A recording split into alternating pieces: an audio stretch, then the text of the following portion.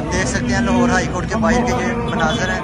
ये काफ़ी बड़ी तादाद में वकला जो है इस टाइम यहाँ मौजूद हैं और जो आइनी तरमीम लाने का सोच रहे थे हुकूमत की तरफ से, जो आइनी तरमीम आनी थी उसके खिलाफ ये वकला सरापा एहतजाज हैं। ये लाहौर हाई कोर्ट के ये लाइव मनाजर हैं। पुलिस की काफ़ी बड़ी नफरी जो है यहाँ तैनात कर दी गई है। ये आपको लाइव मनाजर दिखा रहे हैं लाहौर हाई कोर्ट के।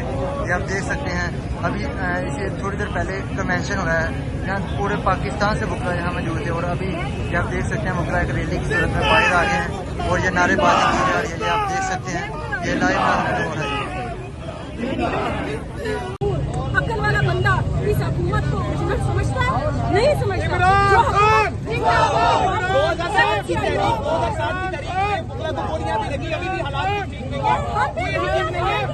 हम भी गोलियां खाएंगे, ये हमारे मुल्क की जंग है, हमारी आने वाली नस्लों की जंग है।